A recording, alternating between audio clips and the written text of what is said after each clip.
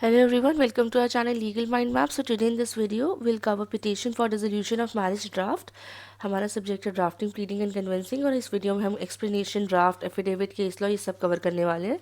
So let's start our video with an example.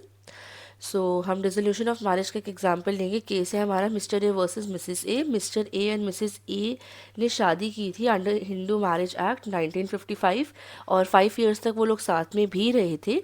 ठीक है, but उनके बीच जो लड़ाई झगड़े हो रहे थे उसकी वजह से उन्हें अलग होना पड़ा और जो मिसेस ए हैं वो अपने मैट्रिमोनियल होम चली गई थी और 3 साल तक वापस नहीं आई. तो इस बीच मिस्टर ए ने पिटीशन फाइल की under section 13(1) of the Hindu marriage act और उन्होंने बात की सारी चीज़ों की कि 2 साल से वो लोग अलग रह रहे हैं as a ground of divorce. तो एक बहुत बड़ा ग्राउंड है डाइवोर्स का.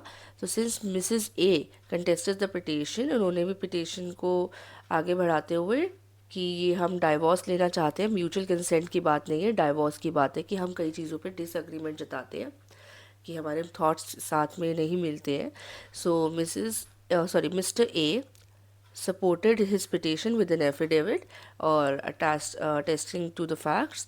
और कोर्ट ने जब दोनों साइड्स को सुना तो उन्होंने उन्हें डिवोर्स ग्रांट कर दिया. So let's move further and let's see the explanation of dissolution of marriage. Meaning of dissolution of marriage. Dissolution of marriage refers to the legal termination of the marital relationship. तो ये तो हम सबको पता है कि क्या होता है डिसोल्यूशन, कोई चीज़ ख़त्म होना, right. So dissolution here means कि मैरिज का डिसोल्यूशन होना, यानी मैरिज ख़त्म हो रही है. लीगल टर्मिनेशन पर आपका जो मैरिटल यानी कि मैरिज का जो रिलेशनशिप है वो ख़त्म हो रहा है. ठीक है, उसकी ऑफिशियल तरीके से एंडिंग हो रही है. यानी जैसे हमने एग्जांपल देखा था उसमें मिसेस ए और मिस्टर ए के बीच ऑलमोस्ट रिलेशनशिप जो था उनका शादी का वो ख़त्म हो चुका था बिकॉज वो पहले से ही अलग रह रहे थे. बट ऑफिशियल टर्म्स पे अगर बात करें हम तो वो जब कोर्ट ने डिवोर्स ग्रांट किया तब ख़त्म हुआ था.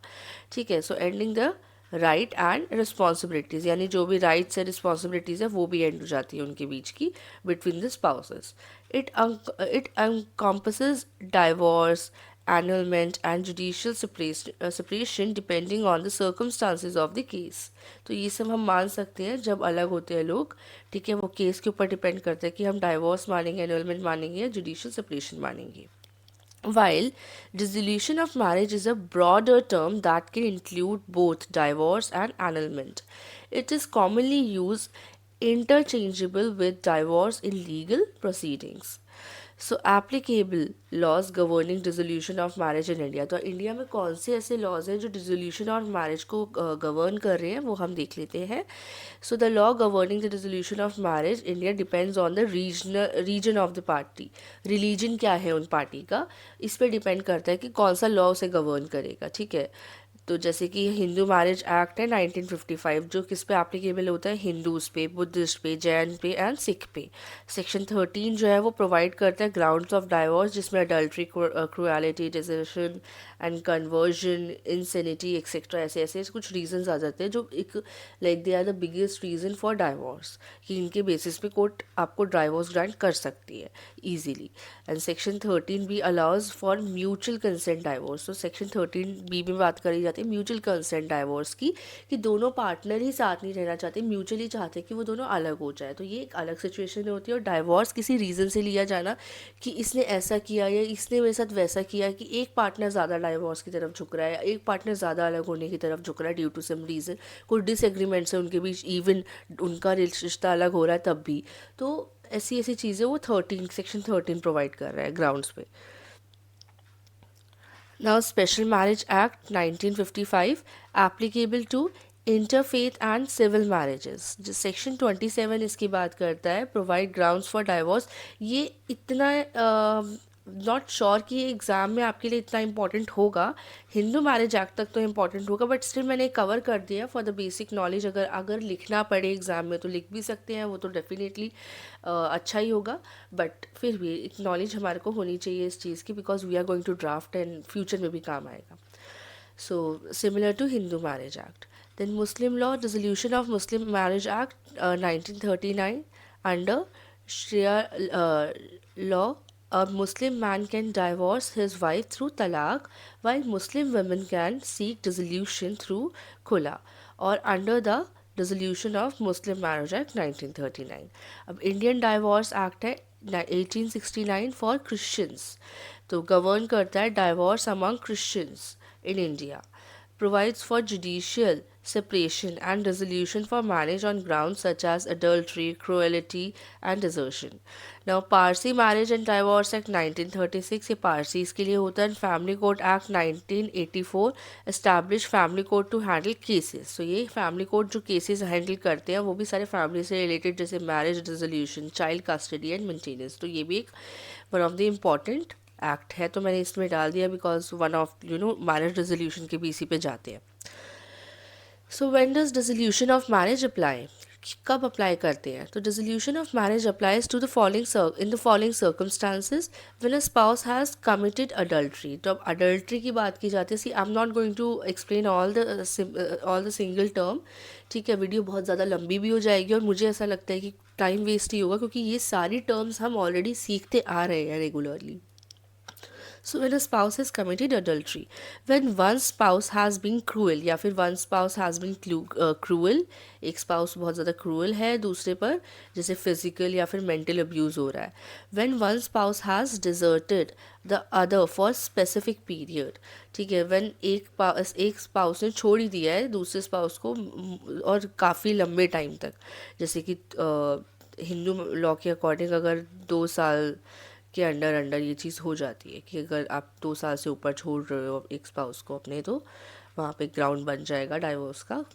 When one spouse is suffering from an incurable mental disorder और इलनेस, जब कोई एक पर्सन मैरिज में पार्टनर आपका कुछ कोई डिसीज़ होगा या कोई इनक्यूरेबल मेंटल जो ठीक नहीं हो सकता, ऐसा मेंटल डिसऑर्डर होगा जिससे ऑफ कोर्स दूसरे पार्टनर के लिए रहना मुश्किल होगा. कुछ ऐसे तो मोस्ट ऑफ द केसेस में पार्टनर साथ देते हैं, बट कुछ केसेस में ऐसा भी होता है कि वो मेंटल डिसऑर्डर में भी ऐसा हो कि डेंजरस हो दूसरे पार्टनर के लिए, या दूसरा पार्टनर नहीं चाहता हो इतना साथ देना, वो चाहता हो कि मैं अपनी लाइफ को आगे और बेटर तरीके से स्पेंड कर सकता हूँ अगर मैं अलग हो जाऊँ तो ये भी एक ग्राउंड ऑफ डाइवोर्स.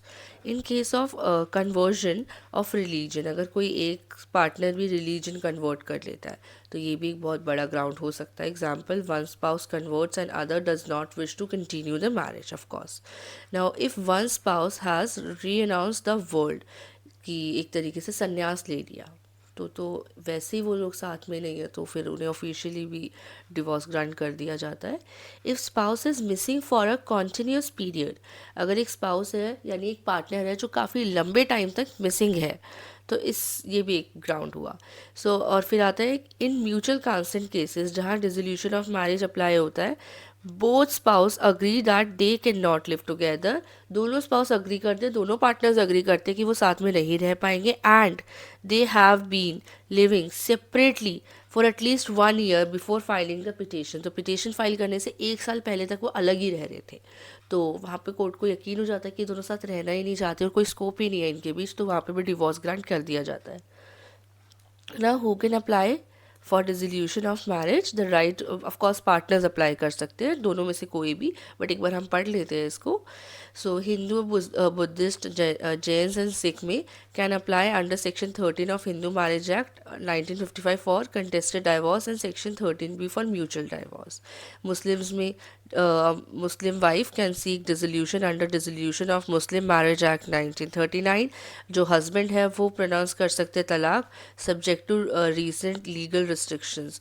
तो जो है ये आपका रीसेंट जो लीगल रिस्ट्रिक्शंस है इसके बेसिस पे तलाक की बात की जाएगी, तो इसमें मैं अभी आपको शॉर्टी नहीं दे सकती हूँ, तो आप इस पॉइंट को चाहे रहने दीजिएगा.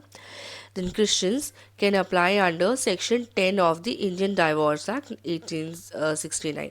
एक्चुअली क्या है कि मोस्ट ऑफ द मतलब सारे रिलीजन में जो दोनों पार्टनर्स हैं दोनों ही अप्लाई कर सकते हैं, जिसको भी ज़्यादा प्रॉब्लम हो पहले वो अप्लाई कर देगा.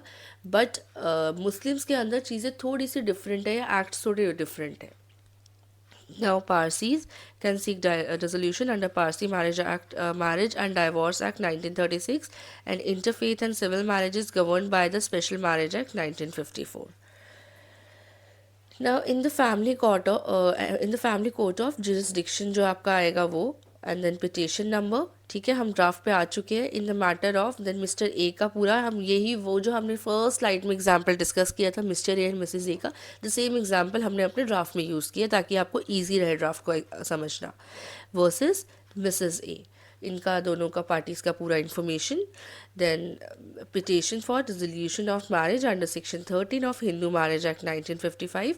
देन आप मोस्ट रिस्पेक्टफुली सोच के बाद मैरिज की डिटेल्स बताएंगे, ठीक है। कोहैबिटेशन यानी post marriage the parties cohabited as husband wife, उनका मैट्रिमोनियल एड्रेस वगैरह हो गया, डिफरेंट कैसे स्टार्ट हुए, एंड फिर ग्राउंड्स ऑफ डाइवोर्स, यानी आप उससे पहले पूरा फैक्ट एक्सप्लेन कर देंगे कि मैरिज होने के बाद क्या क्या चीज़ें हुई जिसकी वजह से ये लोग अलग हो गए, अलग चले गए, या अलग रहने चले गए, या फिर मतलब जिस जो जैसे हस्बैंड की तरफ से जब फाइल होगा हस्बैंड अपनी बातें रखेगा, जब वाइफ की तरफ से फाइल होगा जब वाइफ भी अपनी बातें रखेगी।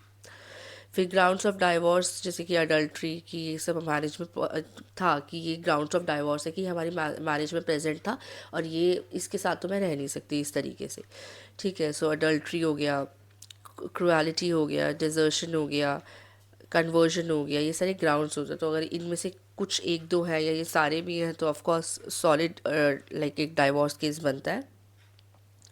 अनसाउंडनेस हो गया, तो आप इनमें से ये सारे डालने की ज़रूरत नहीं है और ऐसा पॉसिबल नहीं है कि सारे हो, लेकिन you know giving you a brief. So children की बात करेंगे, उसके बाद जब आप ग्राउंड्स डिस्कस कर लेंगे तो चिल्ड्रन की बात करेंगे कि बच्चे हैं या नहीं है, या है तो क्या एज है और कितने बच्चे हैं, ये सारी चीज़ें आपको बतानी होगी। देन एलिमनी की बात करेंगे, मेंटेनेंस एलिमनी की।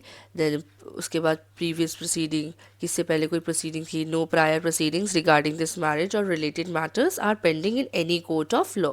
देन प्रेयर्स आप डिस्कस करेंगे, जो भी प्रेयर्स है आपकी एज यूजुअल जो सारे ड्राफ्ट में होती है प्रेयर्स तो। देन डेट एंड सिग्नेचर, जैसे ये था आपका पिटिशन मिस्टर ए की तरफ से तो मिस्टर ए के सिग्नेचर यहाँ पे आ जाएंगे। देन आ जाता है हमारा एफिडेविट। सो एफिडेविट में again to be filled in support of petition of dissolution of marriage in the family court of jurisdiction, a petition number, then आप in the matter of both the parties information, and then affidavit में आपको जो भी facts होते हैं उसको आपको बताना होता है कि एकदम true है, ठीक है। Then petitioner's identity, marriage details, cohabitation and separation, grounds for divorce, no collusion, relief, so ये सब हेडिंग्स है। It's not important, you are not going to write these headings in the exam. जो अंदर का content है that वो आप लिखने वाले हो, बट ये हेडिंग्स मैंने इसलिए डाली है फॉर एन ईजी हो जाता है आपके लिए अंदर के कंटेंट को समझना कि अच्छा फिर ये आएगा फिर ये आएगा, क्योंकि सीक्वेंसिंग इज़ इम्पॉर्टेंट कि आप कब कौन सी चीज़ डिस्कस कर रहे हैं, आपको वो सीक्वेंस में डिस्कस करनी है। ऐसा नहीं हो सकता बच्चों के बारे में पहले डिस्कस कर रहे हैं उसके बाद आप कुछ और डिस्कस कर रहे हैं, लाइक फैक्ट डिस्कस कर रहे हैं। नो, द फैक्ट्स जो है सीक्वेंस में डिस्कस होते आते हैं उसी तरीके से डिस्कस होंगे। Then verification and signature, oath, commission, notary, ये सब फॉर्मेलिटीज़ आपको रखनी है। Now we'll come to the case law. Naveen Kohli versus Neelu Kohli 2006। So इसका एक शॉर्ट फैक्ट मैंने लिखा है, मतलब कि जो हम फटाफट से कवर कर सके।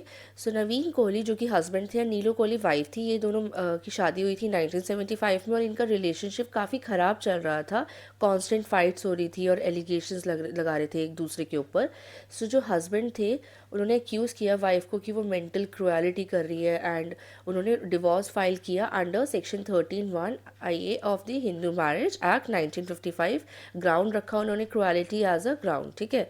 सो the wife oppose the divorce and wanted to continue the marriage. तो वाइफ जो थी उन्होंने डाइवोर्स नहीं लेना चाहती थी और वो मैरिज को कंटिन्यू करना चाहती थी। सो जजमेंट ये आया, जो सुप्रीम कोर्ट है उन्होंने ये हेल्ड किया कि इनकी जो मैरिज है वो ये सुप्रीम कोर्ट है उन्होंने हेल्ड किया दैट इनकी जो मैरिज है वो इररेट्रिएबल ब्रोकन डाउन हो चुकी है and continuing it would cause more suffering की, यानी कि ऐसी मैरिज हो चुकी है जो रिकवर नहीं हो सकती, रिपेयर नहीं हो सकती, ठीक नहीं हो सकता इनका रिलेशनशिप, और ये अगर कंटिन्यू रखा गया तो सफरिंग और ज़्यादा बढ़ जाएगी। सो उन्होंने the court granted a divorce on grounds of cruelty and recommended that irretrievable breakdown of marriage should be added as a legal ground for divorce in India. तो उन्होंने ये भी एक तरीके का ग्राउंड जो था कोर्ट ने ऐड किया इस केस के थ्रू कि ये भी एक डाइवोर्स का ग्राउंड होना चाहिए.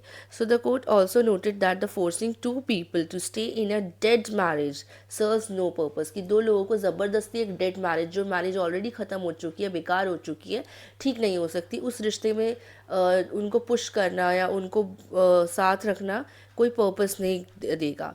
सो इम्पॉर्टेंस क्या था इसमें डिसोल्यूशन, मतलब ये केस क्यों इम्पॉर्टेंट था डिसोल्यूशन ऑफ मैरिज के लिए.